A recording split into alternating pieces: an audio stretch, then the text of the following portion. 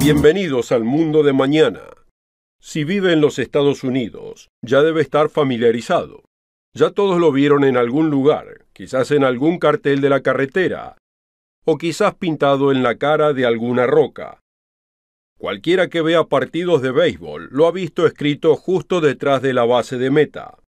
O si acostumbra a ver fútbol americano, lo va a encontrar casi siempre escrito detrás del arco. ¿A qué me estoy refiriendo? Es el versículo más exhibido de toda la Biblia. Juan 3:16. Porque de tal manera amó Dios al mundo, que ha dado su Hijo unigénito, para que todo aquel que cree en Él no perezca, sino que tenga vida eterna. Aunque con toda la exhibición hecha de este versículo, y a pesar del hecho de que es el versículo más memorizado de toda la Biblia, ¿cuántos entienden el significado completo de este versículo? ¿Lo entiende usted? ¿Está seguro? Acompáñenos. Bienvenido nuevamente al mundo de mañana. En el programa de hoy voy a explicar lo que sin lugar a dudas es el versículo bíblico más citado y conocido, pero que ha sido por la mayoría muy mal entendido. Superficialmente, Juan 3:16 pareciera simple de entender, pero como veremos hoy, el versículo dice mucho más de lo que parece decir. La mayoría de los que dicen ser cristianos creen saber lo que dice. Gran parte de lo que dicen saber puede ser resumido así: Dios nos ama, y Cristo murió por nosotros. ¿Y qué verdadero es esto? Pero ¿quién es Dios? ¿Y quién es Cristo? ¿Por qué murió Cristo por nosotros? ¿Qué significa perecer? ¿Y qué significa tener vida eterna? Estas parecen ser simples preguntas con simples respuestas, ¿pero lo son? Considere lo siguiente. El versículo dice, de tal manera amó Dios al mundo. Pero ¿quién es ese Dios al que se refiere el versículo? Hoy en el mundo hay muchos dioses y muchas diosas. Incluso al referirse al Dios de la Biblia, hay muchas ideas de cómo es Dios. Como nos dice el apóstol Pablo, no debemos pensar que la divinidad sea semejante a oro o plata o piedra, escultura de arte y de imaginación de hombres.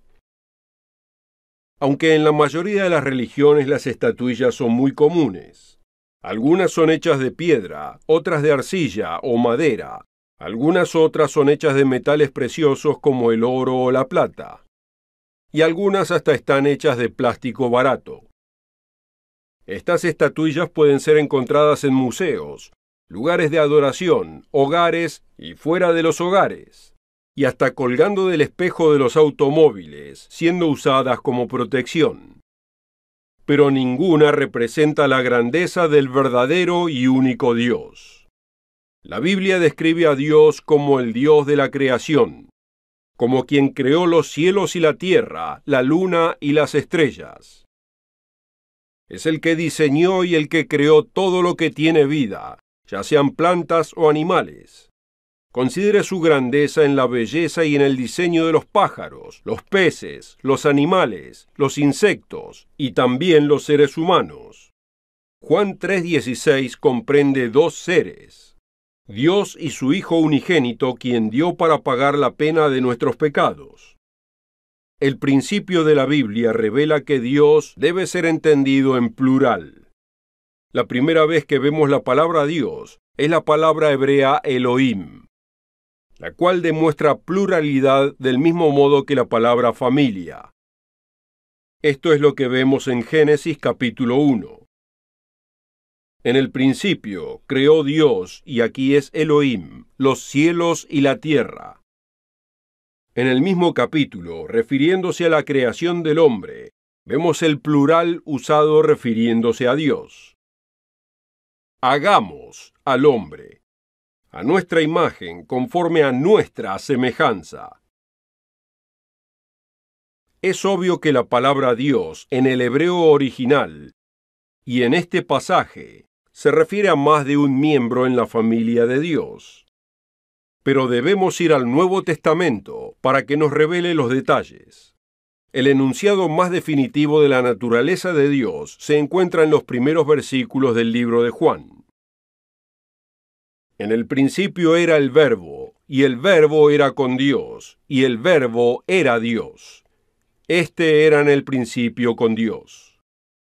Aquí vemos revelados a dos seres, los mismos encontrados en la declaración de Juan 3:16. Los dos son llamados Dios. Por ahora nos enfocaremos en el que es llamado el Verbo o portavoz de esta familia. El versículo 3 explica que fue este Verbo el que creó el universo. Todas las cosas por Él fueron hechas, y sin Él, nada de lo que ha sido hecho fue hecho. ¿Quién era entonces este Verbo o portavoz? Porque sea quien fuere Él, fue quien creó todas las cosas. Esto incluye el universo y todo lo que contiene, como ya veremos en un momento. Pero antes de llegar ahí, permitamos que la Biblia concluya la idea que nos ha presentado en estos versículos. Y aquel Verbo fue hecho carne, y habitó entre nosotros, y vimos su gloria, gloria como del unigénito del Padre, lleno de gracia y de verdad. Aquel que conocemos que nació como Jesús el Cristo, era el Verbo o portavoz de la familia de Dios. Él fue a través de quien el otro miembro creó todas las cosas. Y cuando decimos todas las cosas, significa todas las cosas.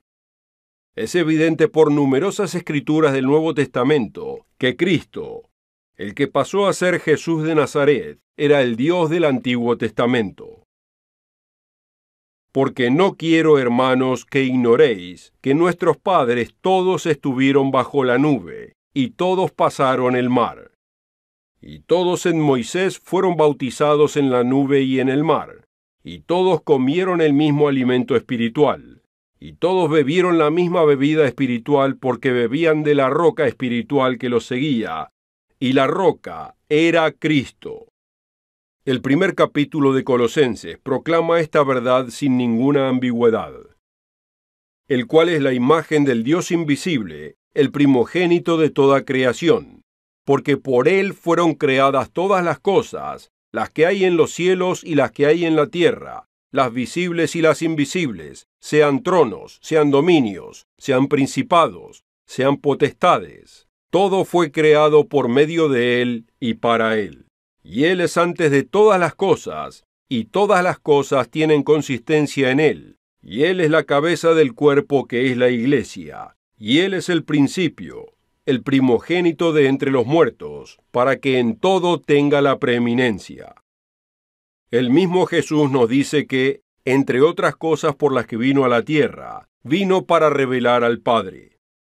El Padre no sería conocido si no fuese a través de Jesucristo.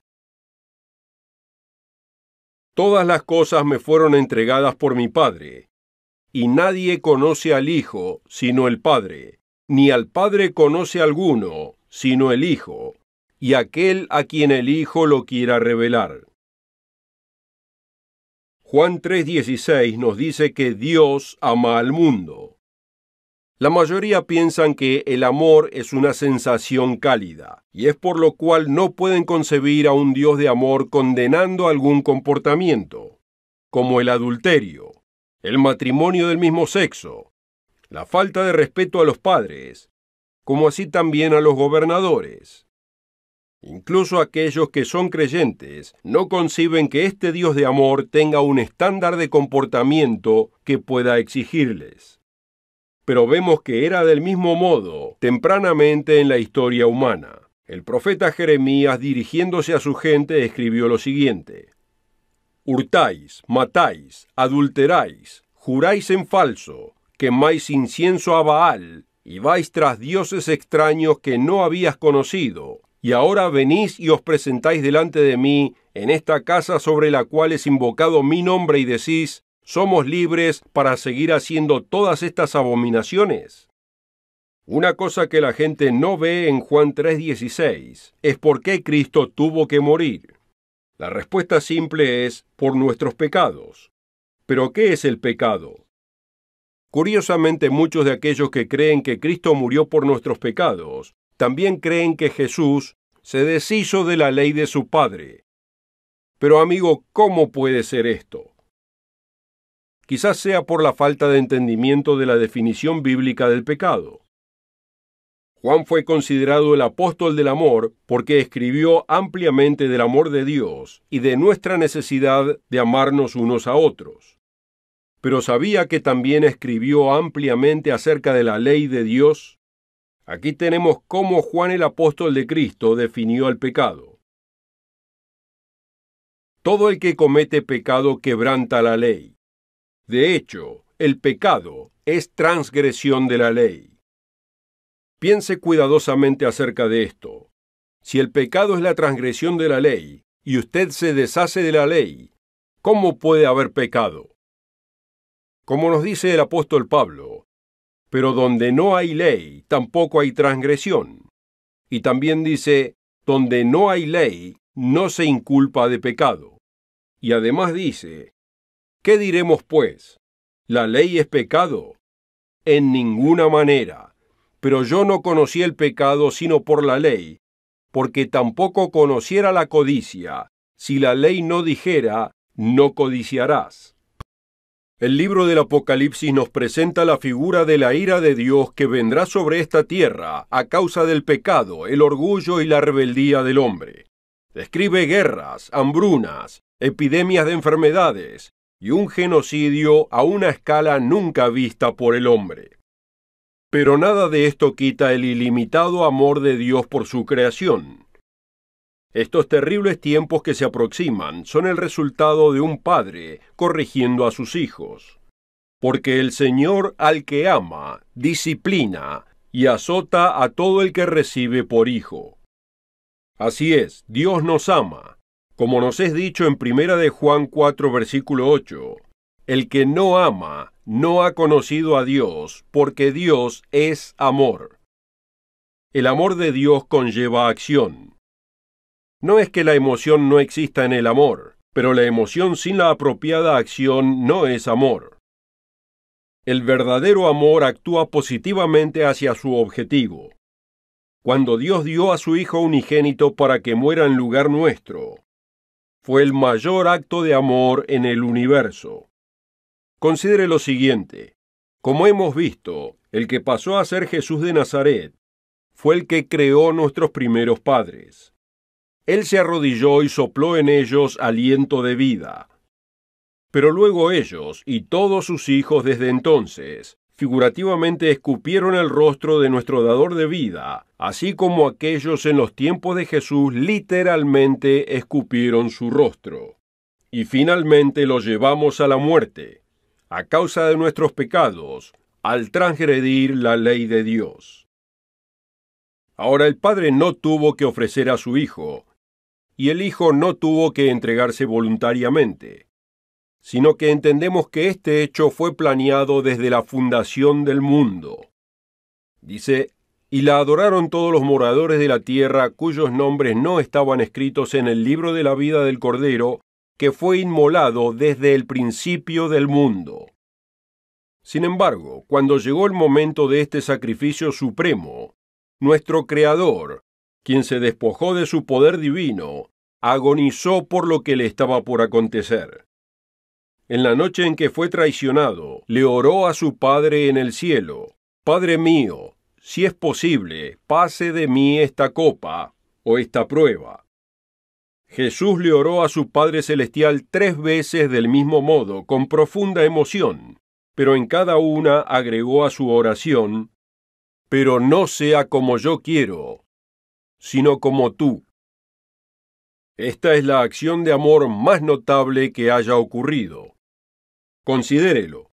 Había 2 seres espirituales que a través del poder de su espíritu crearon la vida en esta tierra, y esto lo incluye a usted y a mí. Uno aguantó observando, mientras el otro era brutalmente maltratado por su propia creación, y el otro voluntariamente aguantó ese maltrato. Así usted y yo podemos tener vida eterna. ¿Puede existir un mayor ejemplo de amor? ¿Puede haber un mejor cumplimiento de Juan capítulo 15, versículo 13, donde dice, nadie tiene mayor amor que este, que uno ponga su vida por sus amigos? ¿No es este el mayor amor de todos? Pero ¿hacia quién es dirigido este amor?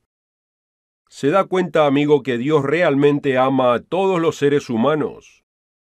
No ama todo lo que hacemos, pero Él nos ama a nosotros. Y ya que este es el caso, ¿cómo explicamos el hecho de que existe tanto dolor, sufrimiento y confusión en el mundo hoy en día?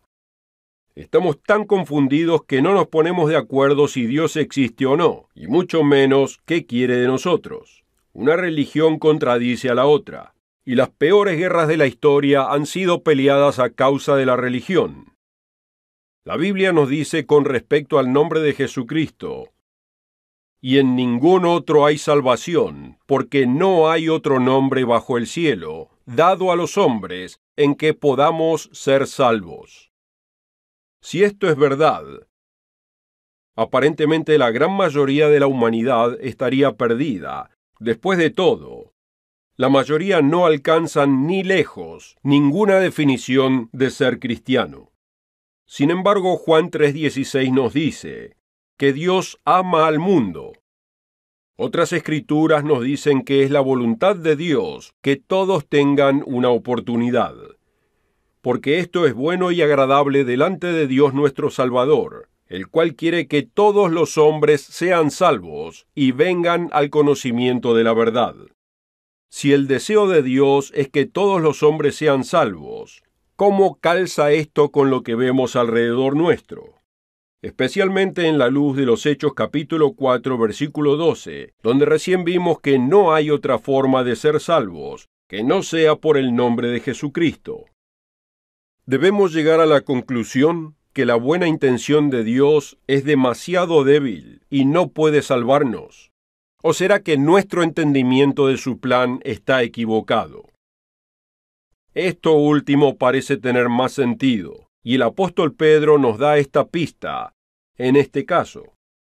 Dice: el Señor no retarda su promesa, según algunos la tienen por tardanza, sino que es paciente para con nosotros, no queriendo que ninguno perezca, sino que todos procedan al arrepentimiento.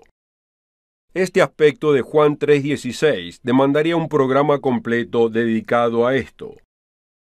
Pero permítame decir que Dios tiene un plan que incluye a todos los seres que hayan vivido. No es que todos serán salvos, pero a todos les será dada una justa y verdadera oportunidad para aceptar o rechazar lo que Dios está ofreciendo. Y esto obviamente no es lo que está aconteciendo hoy. Por eso la Biblia demuestra que este no es el único día de salvación, que Dios resucitará a billones de personas que nunca entendieron su plan, y les dará una justa oportunidad de comprender y hacer una consciente decisión. Esto, amigos, será el tema de un programa futuro. Es la noticia más apasionante que uno pueda escuchar. Por ahora notemos que la segunda parte de este versículo dice que aquellos que creen no perecerán, sino que tendrán vida eterna. Mucha gente tiene la ilusión de que creer en el sacrificio de Jesús es lo único que se necesita para tener vida eterna. ¿Pero es esto lo que dice la Biblia? La respuesta es sí y no. Depende de lo que uno entienda que significa creer. Hay un gran número de pasajes en la Escritura que confirman la necesidad de creer.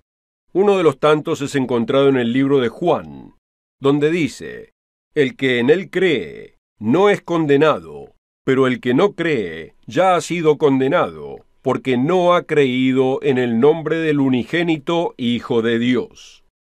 ¿Es esto solamente una creencia profesa, o esta creencia requiere acción? Una cuidadosa lectura del Nuevo Testamento nos revela que hubo muchos que creyeron en el nombre de Cristo, pero no se les podía confiar. Veámoslo. Estando en Jerusalén en la fiesta de la Pascua, muchos creyeron en su nombre, viendo las señales que hacía, pero Jesús mismo no se fiaba de ellos, pues él sabía lo que había en el hombre. Este es un ejemplo de cuando alguien adopta una emoción temporal a causa de ver ciertos milagros. Pero al desaparecer la emoción, también desaparece la fe. Un excelente ejemplo de tal acontecimiento se encuentra unos capítulos más adelante en el libro de Juan. Vemos que en un momento creían en Jesús, pero un poco más tarde, al sentirse ofendidos, estaban listos para matarlo. Dice, hablando él estas cosas, muchos creyeron en él. Dijo entonces Jesús a los judíos que habían creído en él: si vosotros permaneciereis en mi palabra, seréis verdaderamente mis discípulos, y conoceréis la verdad, y la verdad os hará libres. Le respondieron: linaje de Abraham somos, y jamás hemos sido esclavos de nadie. ¿Cómo dices tú, seréis libres? Jesús les respondió: de cierto os digo, que todo aquel que hace pecado, esclavo es del pecado. En unos pocos minutos, esta gente pasó de creer en él a discutir con él, y a partir de ahí se puso cada vez peor. Tomaron entonces piedras para arrojárselas, pero Jesús se escondió y salió del templo, y atravesando por en medio de ellos se fue. Jesús también nos dice que muchos de los gobernantes creyeron en él, pero su creencia no superó su comportamiento cobarde. Dice, aún de los gobernantes, muchos creyeron en él, pero a causa de los fariseos no lo confesaban para no ser expulsados de la sinagoga. Si todavía nos quedan dudas, Santiago dice claramente que la fe sin acción es fe muerta. Tú crees que Dios es uno. Bien haces. También los demonios creen y tiemblan. Mas quieres saber, hombre vano, que la fe sin obras es muerta. La verdadera fe y la creencia se manifiestan en las acciones, en la obediencia a Dios. Cualquiera puede confesar fe en Dios y en Cristo, pero son muy pocos aquellos que demuestran su fe con la acción. Cuando leemos en Juan 3:16, todo aquel que cree en él, debemos entender que esto significa mucho más que una simple confesión vocal de creencia. Y no importa qué tan sincero sea uno, si la fe para obedecer a Cristo no existe, esa creencia no tiene valor. La recompensa de esa fe es no perecer, sino tener vida eterna. Cuando somos jovencitos, no pensamos mucho acerca de estas cosas, pero al ir madurando se hace difícil ignorar el hecho de la mortalidad. Para los pequeños, 5 minutos parecen una eternidad. Al crecer e ir a la escuela, las vacaciones de verano pareciera que no llegaran nunca. Hubo un tiempo que no veíamos la hora de cumplir 16 o 21 años de edad.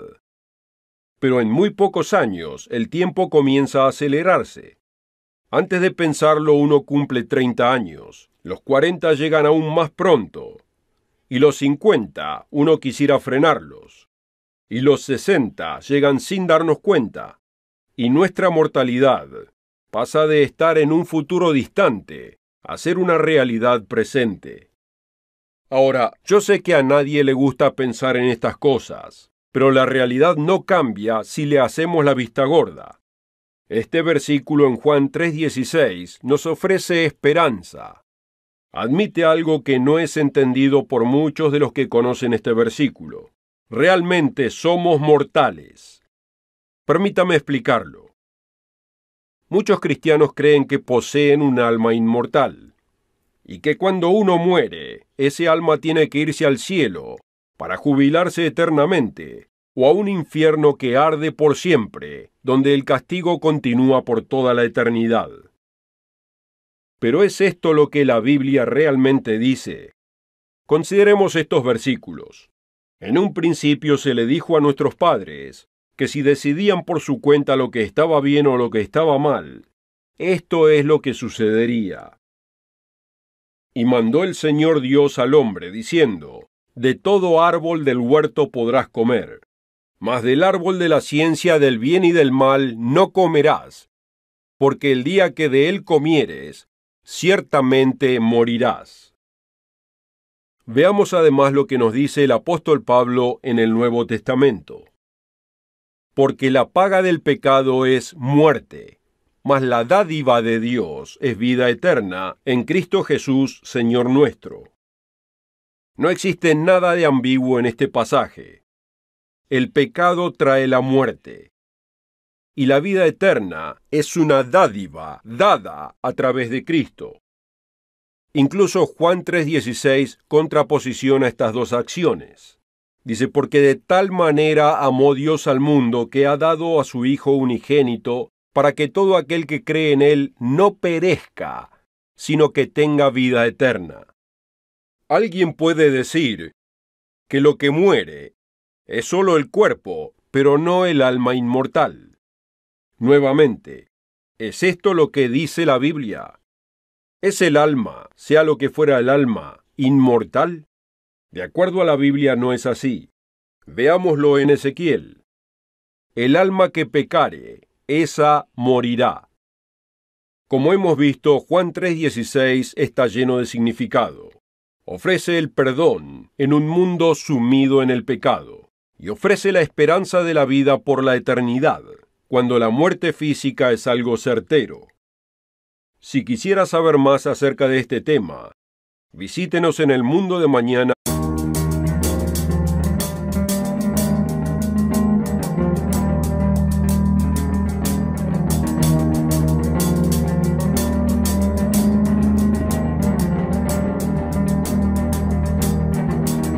Bienvenidos al Mundo de Mañana. Si vive en los Estados Unidos, ya debe estar familiarizado. Ya todos lo vieron en algún lugar, quizás en algún cartel de la carretera, o quizás pintado en la cara de alguna roca. Cualquiera que vea partidos de béisbol lo ha visto escrito justo detrás de la base de meta. O si acostumbra a ver fútbol americano, lo va a encontrar casi siempre escrito detrás del arco. ¿A qué me estoy refiriendo? Es el versículo más exhibido de toda la Biblia. Juan 3. Pero como veremos hoy, el versículo dice mucho más de lo que parece decir. La mayoría de los que dicen ser cristianos creen saber lo que dice. Gran parte de lo que dicen saber puede ser resumido así. Dios nos ama, y Cristo murió por nosotros. ¿Y qué verdadero es esto? Pero ¿quién es Dios? ¿Y quién es Cristo? ¿Por qué murió Cristo por nosotros? ¿Qué significa perecer? ¿Y qué significa tener vida eterna? Estas parecen ser simples preguntas con simples respuestas, ¿pero lo son? Considere lo siguiente. El versículo dice, de tal manera amó Dios al mundo. Pero ¿quién es ese Dios al que se refiere el versículo? Hoy en el mundo hay muchos dioses y muchas diosas. Incluso al referirse al Dios de la Biblia, hay muchas ideas de cómo es Dios. Como nos dice el apóstol Pablo, no debemos pensar que la divinidad sea semejante a oro o plata o piedra, escultura de arte y de imaginación de hombres. Aunque en la mayoría de las religiones las estatuillas son muy comunes. Algunas son hechas de piedra, otras de arcilla o madera. Algunas otras son hechas de metales preciosos como el oro o la plata. Y algunas hasta están hechas de plástico barato. Estas estatuillas pueden ser encontradas en museos, lugares de adoración, hogares y fuera de los hogares, y hasta colgando del espejo de los automóviles, siendo usadas 16. Porque de tal manera amó Dios al mundo, que ha dado su Hijo unigénito, para que todo aquel que cree en Él no perezca, sino que tenga vida eterna. Aunque con toda la exhibición hecha de este versículo, y a pesar del hecho de que es el versículo más memorizado de toda la Biblia, ¿cuántos entienden el significado completo de este versículo? ¿Lo entiende usted? ¿Está seguro? Acompáñenos.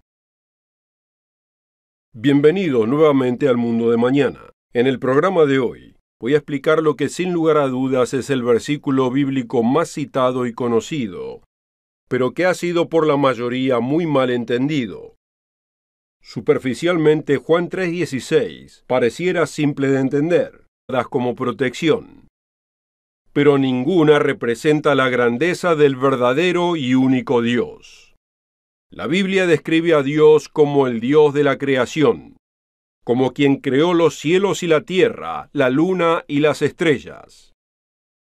Es el que diseñó y el que creó todo lo que tiene vida, ya sean plantas o animales. Considere su grandeza en la belleza y en el diseño de los pájaros, los peces, los animales, los insectos y también los seres humanos. Juan 3:16 comprende dos seres: Dios y su Hijo unigénito, quien dio para pagar la pena de nuestros pecados. El principio de la Biblia revela que Dios debe ser entendido en plural. La primera vez que vemos la